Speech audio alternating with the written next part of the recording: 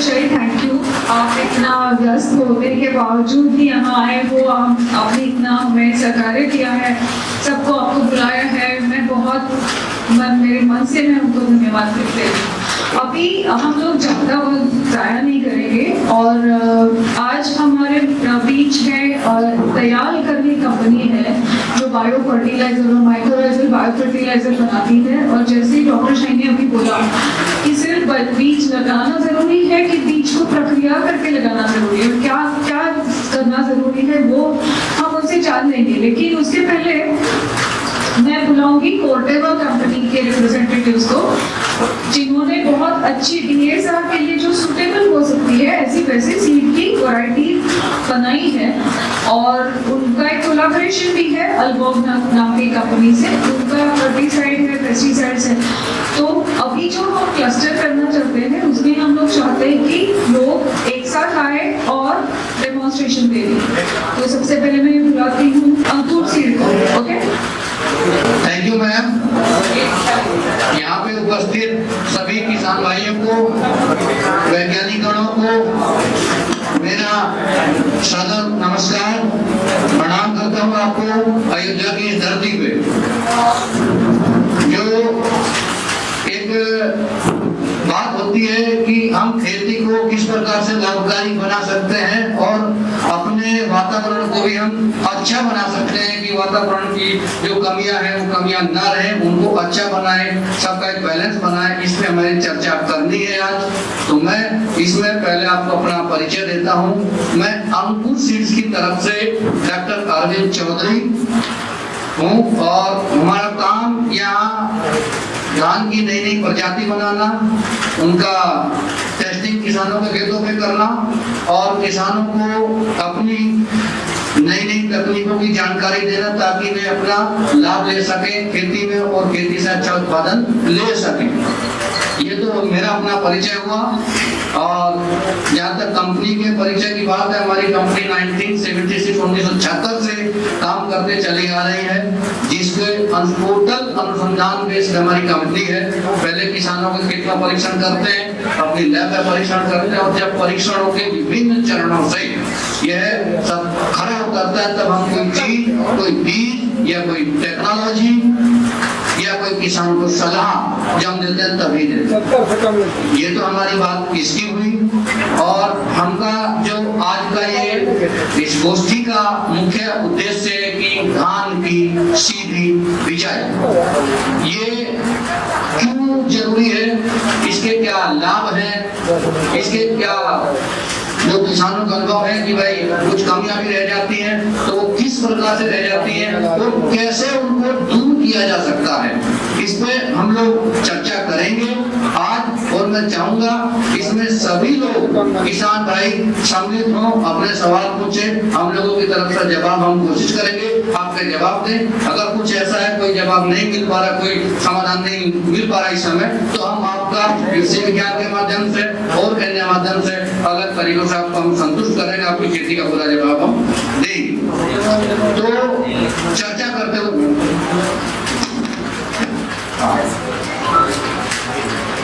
नहीं थोड़ा ठीक, हाँ ये दे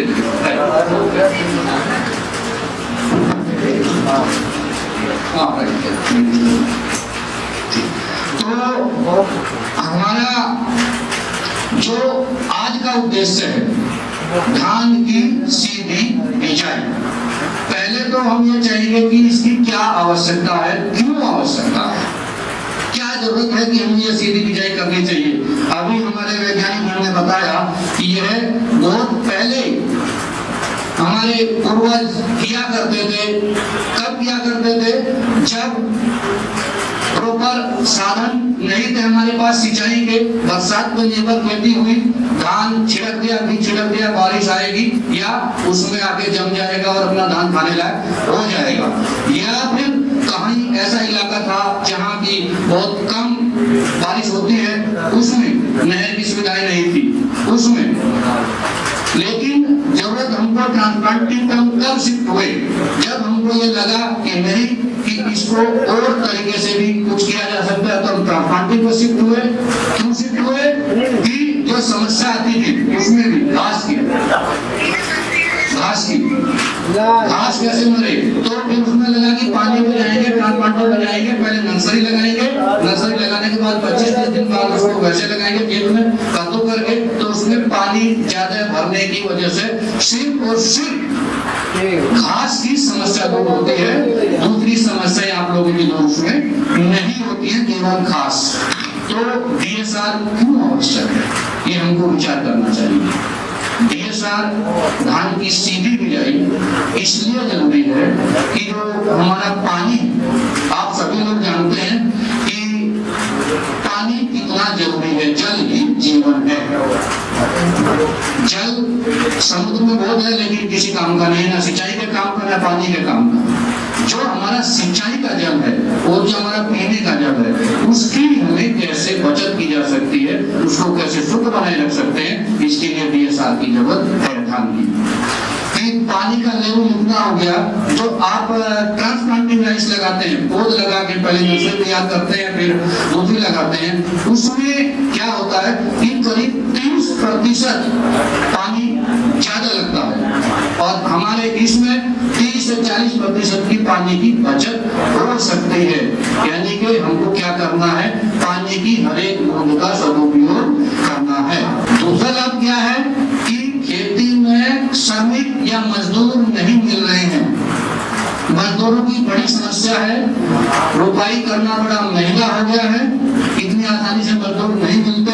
तो मजदूरों की समस्या दूर करने के लिए कि रोपाई के मजदूर ना लगे, हम धान की सीधी बिजाई करें। श्रम की इसमें बचत होती है, पानी की बचत होती है, प्लस खर्चा जो होता है, पानी के साथ साथ ट्रैक्टर चलाएंगे, रोटावेटर चलाएंगे, प्लोइंग करेंगे, तो वो खर्चा भी इसमें कम होता है। धान की रोपाई में करीब 4-5 हजार रुपए प्रति एकड़ का खर्चा आ जाता है। अगर हम रोपाई करते हैं तो हम खर्चे इसमें बचा सकते हैं। और दूसरी चीज, इसमें एक चीज और होती है कि जो अवधि है फसल की, जो फसल आपकी 140 दिन में पकती है, धान की सीधी बिजाई में आपने देखा होगा, जिस किसान भाई ने किया वो कम से कम 8 से 10 दिन कम समय में पक जाती है। उससे जो 140 दिन में पकती है वो 132-130 दिन में पक के तैयार हो जाती है। तो उसमें पानी की बचत, श्रम की बचत, समय की बचत और खर्चा भी कम। तो ये हमारी पद्धति कैसी हुई, आपके लिए फायदेमंद हुई, लाभकारी हुई, आपका लाभ बढ़ा, खर्चा कुछ घटा, ऐसा हुआ क्या आपको मुझे बंधु बताना चाहेंगे? ये मैंने बताया अभी, कुछ इसमें लगा कि इसमें लाभ हुआ है, खर्चा घटा है, जो इस तरीके से इन चीजों की बचत होती है। फिर इसमें कैसे करेंगे, क्या ये तकनीक है, किस प्रकार से हमें जाना है, और क्या ऐसी समस्या है? होता क्या है, DSR जो होता है का मतलब सेवन सीधी बुझाई, धान की बीज को अंकुरित करें या बिना अंकुरित करके लगाएं, ड्राइंग DSR करें या वेट DSR करें। 3 मुख्य रूप से किसान की विधियां होती हैं, जिसमें नंबर 1 ड्राई DSR होता है, यानी कि सूखे में वो लगाया जाता है। 2 वेट DSR होता है, उसका भी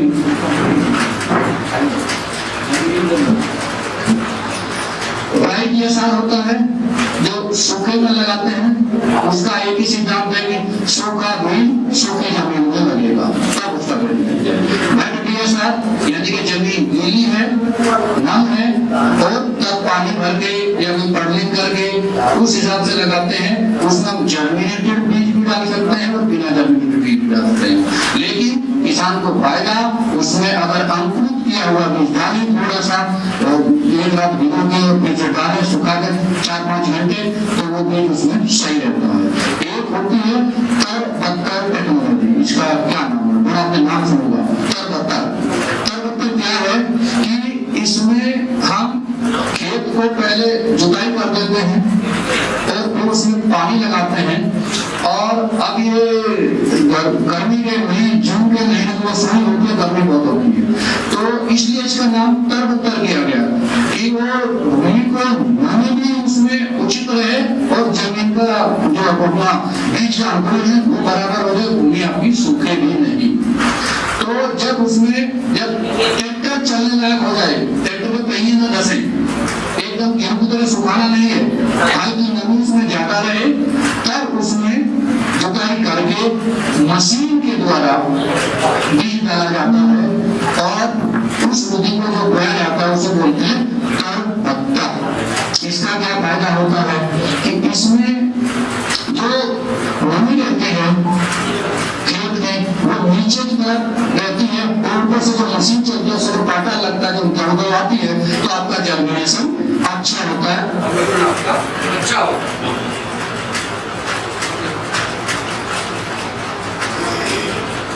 शायद मेरी आवाज आपको आ रही होगी। तो अंकुरण अच्छा होता है। मैंने कितनी विधि बताई? 3, ड्राई DSR, वेट DSR और स्तर भत्ता। इसमें तीनों विधियों का हुई आपकी बात।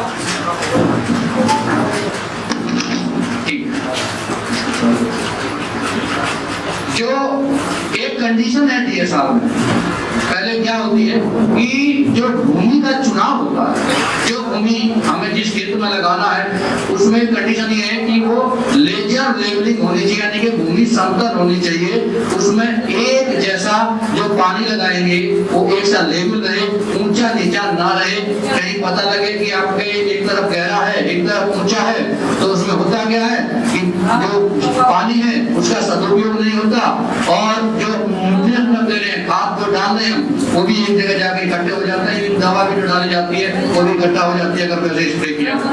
तो भूमि लेजर लेवलिंग होनी चाहिए, ये पहली कंडीशन है। किसान भाई कहेंगे इसमें थोड़ा खर्चा आएगा, हाँ बिल्कुल खर्चा आएगा, क्योंकि उस पर मात्र उतना ही खर्चा आएगा जिसका लाभ आप अधिक ले सकते हैं। भूमि समतल होने की वजह से प्लेन रहेगी, पानी भी आपको उसमें कम लगेगा, खाद वगैरह जो देंगे बराबर उचित मात्रा में उचित तरीके से पौधे उसको जमीन से लेंगे, तो उसका लाभ आपको मिलेगा बराबर।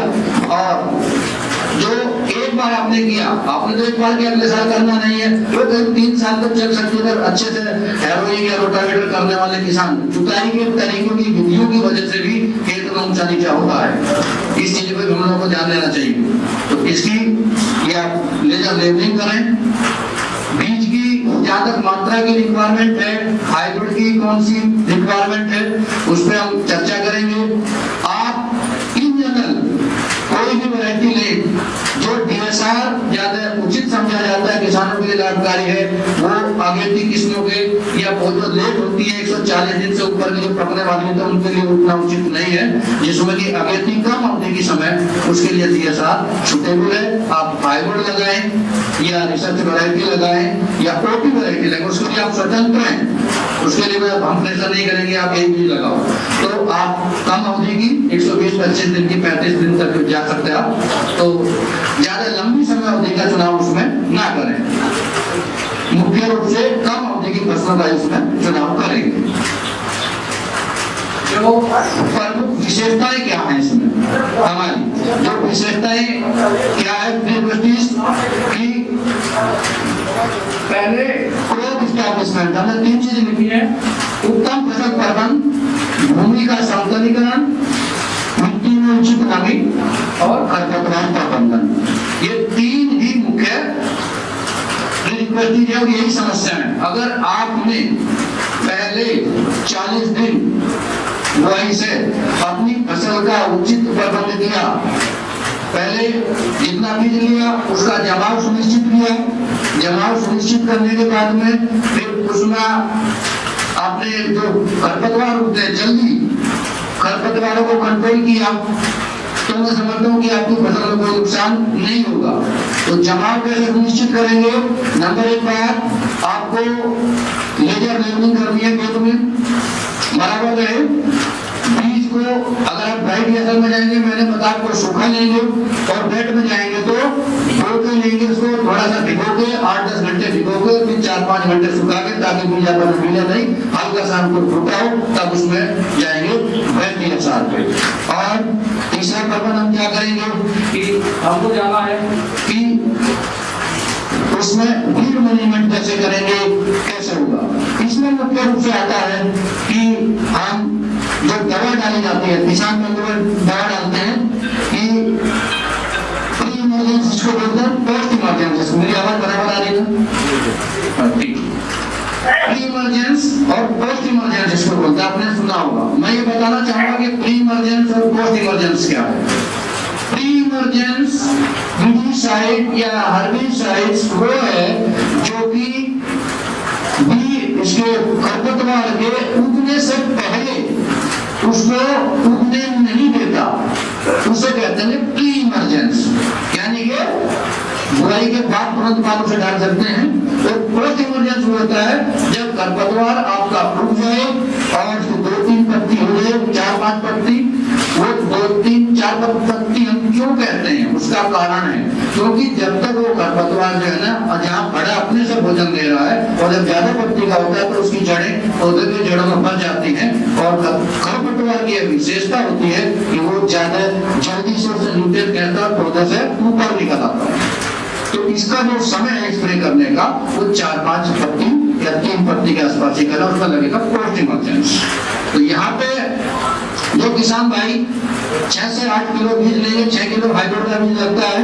हमारा हाइब्रिड आता है अंकुर 60-77, जो इस विधि के लिए बहुत उपयुक्त है। जो किसान भाई लगाना चाहते हैं वो इसे लगा सकते हैं सीधे बिजाई में। वैरायटी आती है एक पद्मा हमारी, जो कि 135 दिन की है, फाइन दाने में, पतला दाना है। तो पद्मा वैरायटी को आप लोग लगा सकते हैं, वो भी उसके लिए उपयुक्त है, खाने में भी बढ़िया है। ये वैरायटी का चुनाव हुआ। जो दूसरा, अब आपको जाना है कि सोई की ब्राइट के साथ की लेबलिंग किया कैसे करते हैं। छिड़कावा विधि होती है, छिड़कावा से कई किसानों का नुकसान हो जाता है। कई बार चिड़िया चुन लेती है, चिड़िया दाना खा लेती है, जर्मिनेशन होता नहीं, दाने बराबर रहते नहीं। मुख्य रूप से आपको सीडड्रिल का प्रयोग करना चाहिए। नहीं सीडी आई है, लकी सीडी लेवल को सीडी लेवल क्या करेगी, वो पौधे को लाइन से बोएगी। लाइन से बोने का ये फायदा है, आपका बीज बराबर लगेगा, पौधे की दूरी बराबर रहेगी लाइन की, और उसमें इंटरकल्चर ऑपरेशन करने में भी आपको फायदा मिलेगा खरपतवार नियंत्रण में, और जमाव सुनिश्चित होगा। तो जो सीडी आती है वो बोने के बाद भूमि को हल्का सा दबा देती है, उसके पीछे वो लगे रहते हैं वजन भार वाले पहिए, ताकि वो दबा दे। उससे क्या होगा, जो भूमि दब जाएगी उसकी नमी भी रहेगी और जर्मिनेशन भी अच्छा होगा। तो सीडड्रिल का ही ज्यादातर प्रयोग करें किसान भाइयों को, ऐसा मेरा कहना है, ऐसी मेरी तरफ से सलाह है। तो आपका जमाव बढ़िया होगा, अच्छा होगा। अब खरपतवार प्रबंधन, इस पर थोड़ी सी चर्चा और करूंगा मैं। जनरल तो मैंने बताया आपको कि कैसे करना है, क्यों जरूरी है खरपतवार प्रबंधन। इसमें पहले उसमें आपने देखा होगा इन जनरल, अगर सूखा में बोया है और पानी लगा दिया है तो खरपतवार ज्यादा आ जाते हैं। खरपतवार करेंगे तो खरपतवार कम आते हैं। पहला कंट्रोल करना है खरपतवार को बिजाई के तुरंत बाद 1 या 2 दिन, इससे ज्यादा समय नहीं लेना। बुआई के तुरंत बाद किसी भी प्री इमरजेंस विडिसाइड का स्प्रे कर दें, जिसमें कई दवाएं आती हैं, पेंडामेथलिन है, कॉमर्शियल दवाएं बहुत सारी कंपनियों की आती हैं। हमारे जो पार्टनर है यहाँ पे अलगाव वाले, वो इस पर विस्तृत रूप से आपको बताएंगे दवा कैसे चलनी। हम लोग जो पैकेज दे रहे DSR में, उस पर विस्तृत रूप से चर्चा करेंगे। वो आप दवा डालें पेंडामेथलिन, उसका बुआई के तुरंत बाद स्प्रे कर दें, तो जो जर्मिनेशन वाले होंगे अंकुरित करेंगे ना, खरपतवार भी नहीं उगेंगे। इसके बाद फिर करीब 20 दिन के आसपास एक स्प्रे और किसान भाई करें खेत में, जब 2-3 पत्ती का रहे। वो कौन सा स्प्रे है, आप वो दवा लेंगे, नॉर्मली एक 20 पायराबैक्ट सोडियम आता है, कंपनी का नाम मैंने जो कई कंपनियों का आते हैं, किसी भी कंपनी का नहीं, तो उसका आप प्रयोग कर सकते हैं, आपका खरपतवार कंट्रोल होगा। और इसमें अंकुर सीड्स ने स्पेशली खरपतवार प्रबंधन के लिए, जमाव के लिए आपको क्या दिया है, वो मैं आपको स्लाइड के माध्यम से बताता हूँ। Madam please next.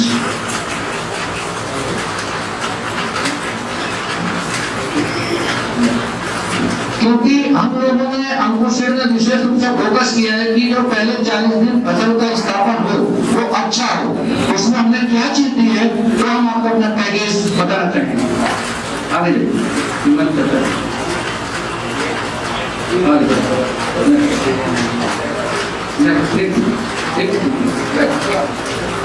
ये ड्राई DSR के लिए हमने इसमें दिया आपको 10 किलोग्राम जैतून है और 5 किलोग्राम नाइट्रोजन है और स्टेक्स भी है और एग्रीना है। ये 3-4 प्रोडक्ट दिए, पूरा पैकेज हम लोग आपको देंगे।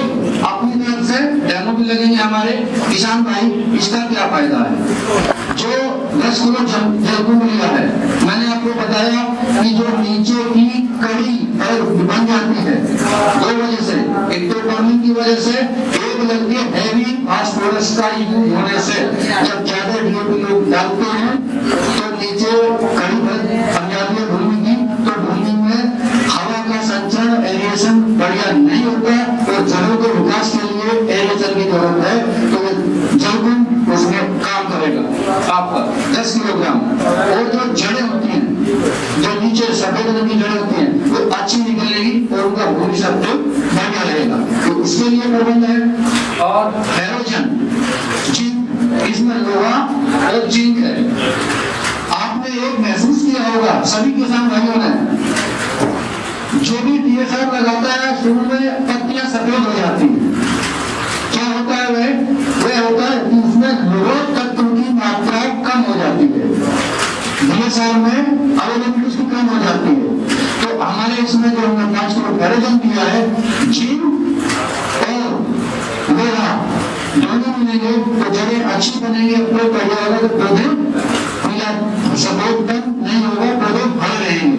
एक चीज हमने और किया, पूरा पैकेज है हमारा इस टेस्ट की। अभी मैंने कहा कोई भी आप दवा डालते हैं मिलीसाइड, पोस्ट इमरजेंसी फ्री की बात नहीं करते हम, पोस्ट इमरजेंसी यानी कि जो खरपतवार उगने के बाद डाला जाता है। उसमें कोई भी स्प्रे करते आपने देखा होगा, खरपतवार तो जरूर मरता है, लेकिन एक झटका फसल को भी लगता है, पीलापन ले रहती है कि नहीं रहती।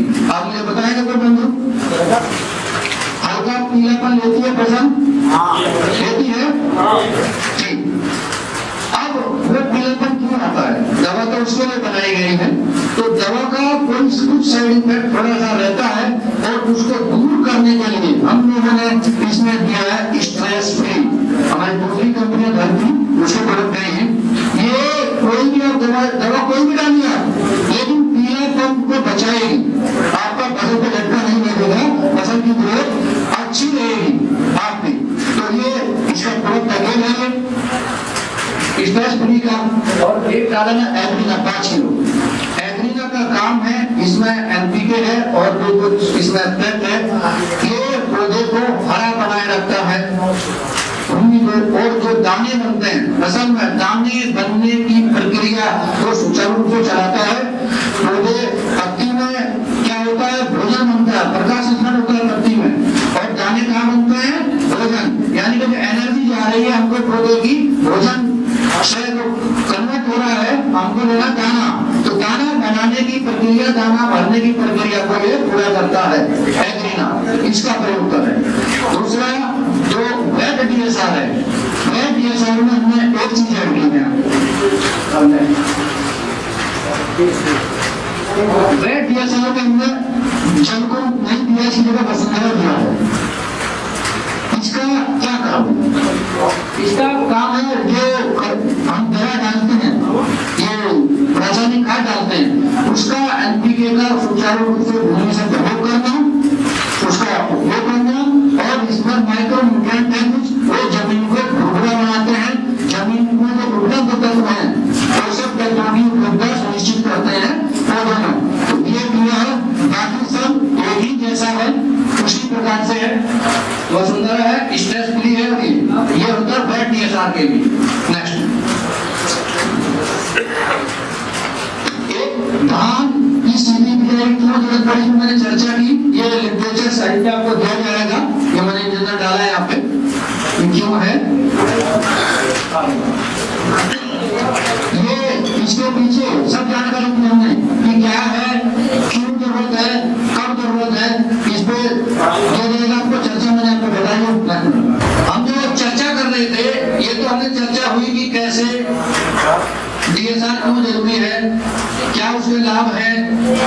प्रकार लगाना है। लेकिन कहते हैं कि किसी की सफलता कोई नई चीज आती है तो उसकी सफलता एक ही दिन में दिख नहीं जाती, उसमें कुछ समय लगता है। और सभी का साझा प्रयास हम लोगों का रहेगा तो हम इसमें सफल हो जाएंगे, आप लोगों को भी लाभ मिलेगा। तो वो साझा प्रयास कैसे किया जा सकता है? कृषि विज्ञान के माध्यम से, हमारी कंपनी के माध्यम से, किसानों के माध्यम से, हमारी दूसरी कंपनी के माध्यम से जो हमें सपोर्ट कर रहे हैं बाल वाले, इस पर मैं चर्चा करूंगा। पहले हम जो किसानों के साथ चर्चा करते हैं, ट्रेनिंग करते हैं, इसमें केवीके का रोल है। केवीके के साथ समय समय पे हम लोग कृषि विज्ञान के तहत आपसे चरणबद्ध तरीके से बात करेंगे। अच्छे किसानों के सलेक्शन जो एक तकनीक को बता सके, उसकी लाभ और हानि दोनों चीजें बता सके। एक किसान जो प्रोग्रेसिव किसान, उसको ये तकनीक में डेमो लगाएंगे। डेमो लगा के इसमें अंकुशित आपको बीज उपलब्ध कराएगी हाइब्रिड के और वैरायटी के, यानी कि अंकुर 60-77 हाइब्रिड और पद्मा वैरायटी का बीज आपको मिलेगा। और जो हमारी धरती कंपनी है, धरती कंपनी की तरफ से जो मैंने बताया कि पहले 40 दिन किस प्रकार से फसल का प्रबंध करना है, पोषण प्रबंध, जो कि लोह तत्व की कमी रह जाती है, जीती की कमी रह जाती है, भूमि में और माइक्रोन्यूट्रिएंट कैसे बने रहे, इसका उचित प्रबंध हमारी धरती कंपनी करेगी। और जो पीलापन आता है दवा डालने के बाद किसी भी साइड का, उसको धरती कंपनी करेगी, उसमें स्ट्रेस भी देगी। और पोषण प्रबंधन ये धरती कंपनी की तरफ से रहेगा, हमारी अंकुरी की सिस्टम कंपनी है। और जो बीडी साइड है जो हम ये देंगे खरपतवार प्रबंधन के लिए, उसमें हमारी सिस्टम कंसर्न है अल्बा, उसके प्रतिनिधि यहाँ आएंगे, अग्निहोत्री जी बैठे हैं, वो इस पर चर्चा करेंगे। जो दवा है आपको उनकी तरफ से उपलब्ध होगा। और ये सभी का एक साझा प्रयास हम लोगों का रहेगा कि हम इस धान को, की खेती को, DSR की सीधी बिजाई को हम उन्नत बना सके और लाभ कमा सके। मुझे तो इस पे यही कहना है, चर्चा काफी लंबी हो जाएगी, अगर धान पे जाएंगे तो आप और भी कुछ मेरे से पूछ सकते हैं। सेशन ओपन है ये डिस्कशन के लिए, आपके सवाल जो है वो हमसे पूछिए, अपने एक्सपीरियंस है वो हमको बताइए। धन्यवाद।